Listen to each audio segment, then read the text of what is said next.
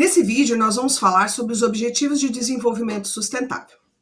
A sustentabilidade é uma discussão que está relacionada com um processo histórico que a gente se acostumou a chamar de Revolução Industrial.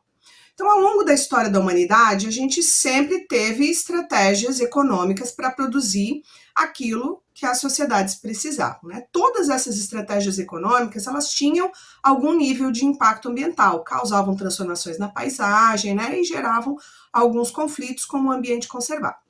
Porém, foi a partir da Revolução Industrial que esses impactos ambientais causados pela produção econômica ficaram mais visíveis, ficaram mais graves ou tiveram uma magnitude maior que acabou afetando a vida de muitas pessoas em diferentes lugares do mundo. Então, a Revolução Industrial, ela teve início na Europa e aos poucos ela foi se espalhando para outras regiões do planeta, né? A produção industrial, ela tem uma especificidade que ela consome uma quantidade de energia localizada muito grande. No início, essa energia era à base de carvão, que é um produto que precisa ser minerado do solo, ou seja, ela provoca também uma transformação na paisagem, a própria extração do produto. E, além disso, ele tem uma quantidade de rejeito muito grande que precisa ser depositado em algum lugar. O início da Revolução Industrial também trouxe um outro material que causava bastante impacto, que era o ferro.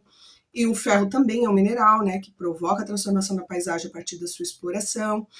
Enfim, essa estratégia econômica de produzir de forma padronizada uma grande quantidade de produtos em um único lugar acabou aumentando a demanda de energia, acabou levando a uma concentração das pessoas num mesmo lugar, que é um processo que a gente chama de urbanização, porque isso facilita o acesso à mão de obra.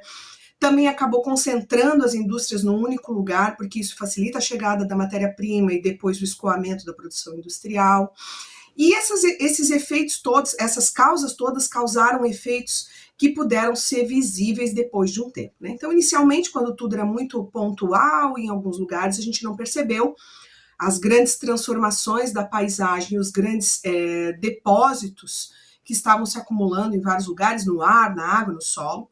Mas, depois de um tempo, a gente começou a perceber isso, e isso passou a ser estudado por várias pessoas. Então, no século passado, no século XX, a partir dos anos 1960, a gente já começa a ter acesso a várias pesquisas científicas que mostram como que as indústrias alteram a paisagem e provocam deposição excessiva de materiais, muitas vezes tóxicos, no ar, na água e no solo.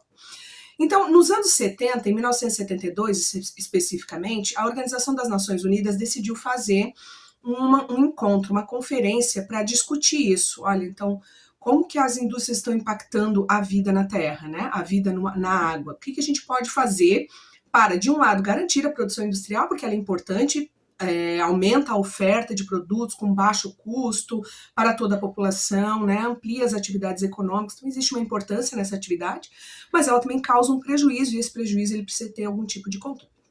Então, em 1972, nós tivemos esse primeiro grande debate mundial sobre os caminhos, né, para o desenvolvimento, os rumos que a gente deveria ter para que o desenvolvimento levasse, de fato, a um processo sustentável, uma sustentabilidade, uma coisa que pudesse perdurar por mais tempo, sem causar prejuízos muito grandes para as pessoas e para o ambiente.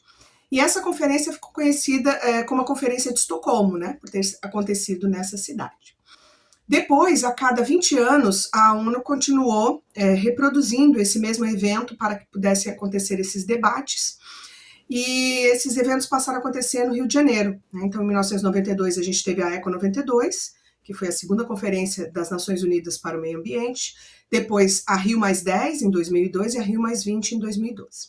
A partir dessas conferências, né, as pesquisas que existiam sobre as questões, primeiro da poluição, que é o excesso de deposição de materiais, e depois sobre impacto, né, que é um conceito um pouco mais amplo, que tem a ver também com a retirada, com o desaparecimento de alguns elementos do ambiente, não só a deposição de matérias, né? A partir desses debates sobre as pesquisas que estavam sendo realizadas, os países que fazem parte das Nações Unidas optaram por criar uma série de acordos e um conjunto de objetivos que todos deveriam seguir para que, somadas as ações, a força, tivesse um resultado mais visível a médio e a curto, médio e longo prazo, né? Então, inicialmente foram criados alguns acordos que a gente chama de protocolos, né? Então a gente pode dar como exemplo o protocolo de Kyoto e o protocolo de Paris, que hoje ainda está vigente, e paralelamente aos acordos e protocolos foram criadas agendas, né? Conjuntos de objetivos. Então a primeira agenda foi a Agenda 21, tinha 8 objetivos, os objetivos do milênio, eles eram chamados. E depois de um tempo, esses objetivos foram revistos e foi elaborada uma nova agenda, que é a Agenda 2030, que tem os 17 Objetivos de Desenvolvimento Sustentável com os quais nós estamos trabalhando neste momento. Então, os Objetivos de Desenvolvimento Sustentável têm início com formas para erradicar a pobreza.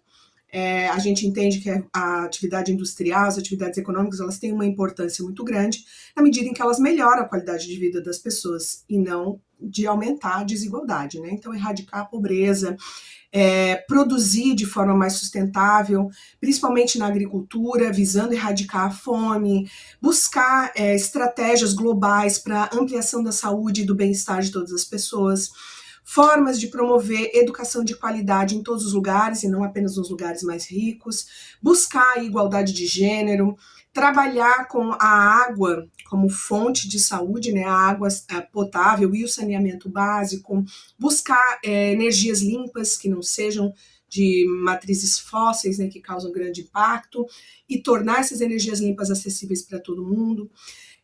Buscar estratégias para o trabalho decente, para o crescimento econômico em todas as regiões do mundo e não só em algumas.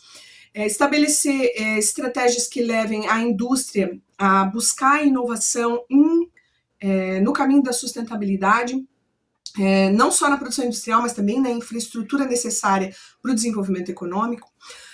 Buscar estratégias coletivas de redução das desigualdades, estabelecer formas de transformar as cidades e as comunidades em geral, né, mais sustentáveis. Buscar conscientizar e promover estratégias de consumo e de produção que sejam responsáveis com as questões ambientais e sociais, também entendendo o ambiental como o social como uma parte do ambiental.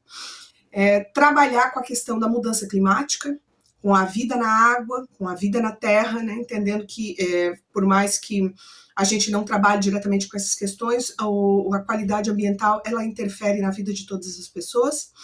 Buscar paz, justiça e instituições eficazes para que tudo isso possa ser promovido.